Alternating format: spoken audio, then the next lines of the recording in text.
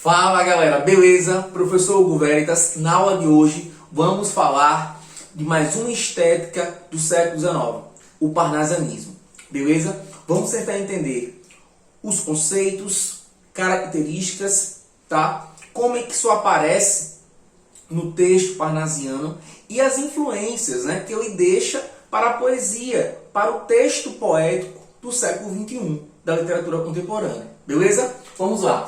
Quando pensarmos em parnasianismo, temos que pensar no seguinte, ó, arte pela arte.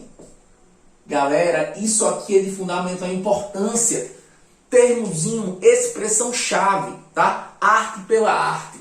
Outra coisa que devemos lembrar quando pensarmos no parnasianismo: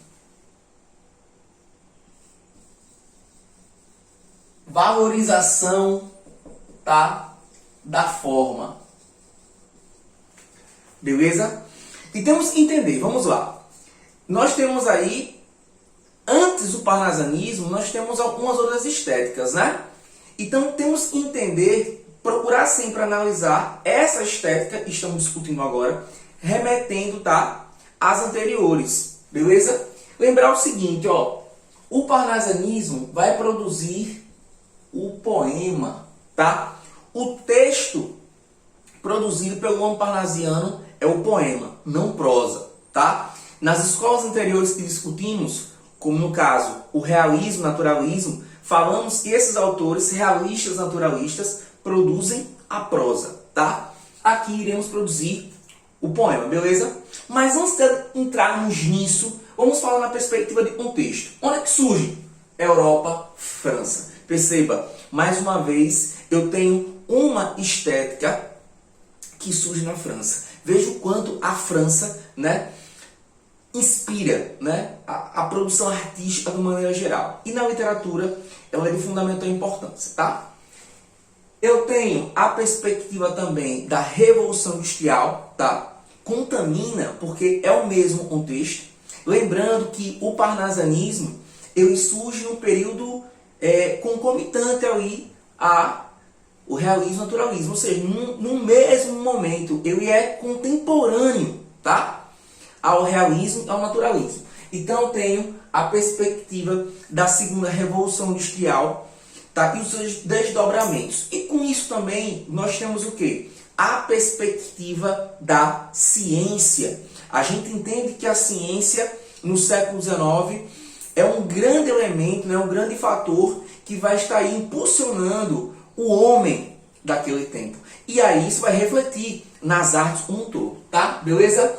Temos aqui o Théophile Gautier como principal aí, o introdutor, tá? Dessa estética, beleza? Dessa estética literária. E temos quanto obra a Parnaso contemporâneo, tá? Pensar que parnasianismo vem de Parnaso, que remete aí o ambiente dos deuses, relacionando aí a mitologia greco-romana. Então temos que nos atentar a isso aí, porque isso vai mudar paradigmas nesse contexto, tá? Correntes filosóficas, nós temos o positivismo, que atrela a perspectiva da matéria, né? O objeto, né? O cientificismo, a ciência, a razão. Temos o determinismo, o tempo, a raça, o meio determina este homem. Temos a psicanálise de Freud e temos também o socialismo aí de Marx, tá? Então, as correntes filosóficas, elas vão contaminar todas essas estéticas, tá? Na segunda metade do século XIX para cá, tá? Todo esse período aí, beleza? Pensando no contexto Brasil, é um contexto também muito similar, né, idêntico, melhor dizendo, do que foi o contexto brasileiro, histórico-social brasileiro, no realismo e naturalismo. Segundo reinado Dom Pedro II, temos o Rio de Janeiro como um grande centro brasileiro, né, capital do país. Temos a abolição da escravatura, 1988, e temos a proclamação da República. Pessoal, esses elementos, o contexto histórico, social e político, são de grande importância para que a gente entenda a postura do autor, tá? Como é que o autor se debruça nesse texto? A partir de quê? Tá? Do que o cerca, beleza? Entendendo aqui o contexto, a gente parte aí, volta para a perspectiva da arte pela arte, tá? A arte pela arte parnasiana, essa mensagem parnasiana, quer dizer o quê? Quer dizer que a arte por si só se basta. Eu não me prendo ao contexto, tá? É claro, eu tenho as influências das correntes filosóficas, como já foi dito, tá? Mas eu não me prendo ao contexto, às mudanças, às transformações sociais, como ocorria, melhor dizendo, lá no realismo, lá no naturalismo, que eram escolas de crítica, beleza? Então a arte por si só se basta. Então eu tenho aí uma valorização da forma, da estética textual, da estética do texto. Que texto? Poema. Beleza? Vamos aqui às principais dicas para que a gente possa entender esse contexto parnasiano. Oposição ao realismo-naturalismo. Galera, ele é contemporâneo, né? À escola realista-naturalista. A escola realista-naturalista, ela tem uma característica comum, que é a crítica.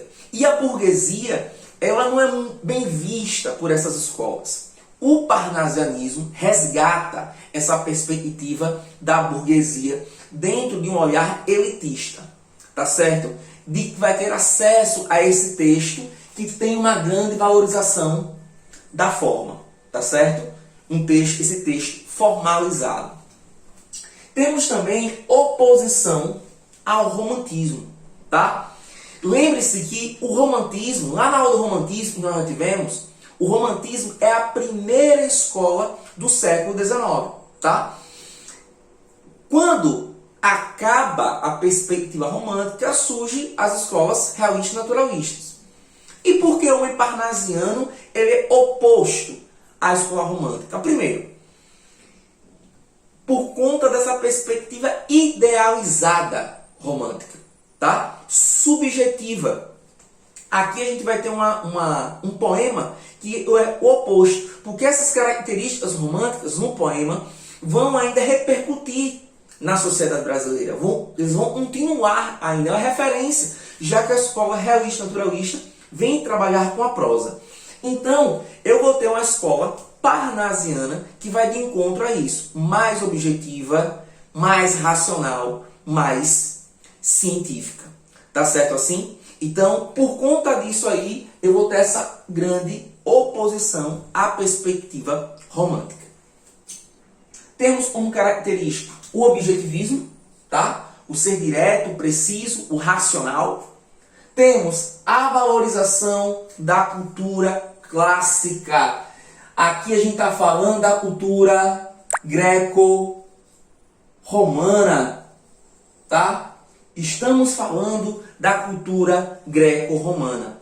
E aí, isso é muito interessante, a gente está trazendo isso aí, porque ele vai funcionar na perspectiva religiosa. Por quê? É outro ponto, né? E vai de encontro à escola romântica. A escola romântica, ela tem em comum a religião católica como um fator basilar dessa sociedade. O casamento na igreja, toda essa formalidade, tá? E com a perspectiva de valores greco-romanos, não, tá? Eu tenho um rigor estético e culto à forma poética. Senhores, ó, a gente tem aqui a presença do soneto, tá? O soneto é o texto, tá? É a forma do texto. 2 quartetos, 2 tercetos, versos decassílabos. E eu vou ter uma linguagem clássica, refinada e rebuscada. Eu vou ter um vocabulário bastante rebuscado, bastante complexo. Eu vou lapidar esse texto, eu vou lapidar esta palavra. Lembrem-se que eu disse que uma das características é a oposição ao realismo-naturalismo. Ou seja, não se envolve, eu não quero me contaminar com o contexto. Até porque o contexto denegriu a imagem desse homem, tá? Desse homem, que homem burguês. Lembrando que todo texto poético, toda a arte literária do século XIX é voltado para a burguesia. Beleza? Temos aqui uma descrição detalhada de cenas e objetos, tá? A gente tem uma riqueza de detalhes, de descrições de objetos que remetem à cultura clássica, que remetem à cultura greco-romana. E isso é muito presente, tá, no texto. Beleza? Temos uma poesia lógica e complexa. Complexa por quê? Por conta do seu vocabulário, que é muito rebuscado, com forte presença de rimas raras, rimas ricas. Poesia lógica pela sua objetividade, tá? Temos aqui uma outra característica.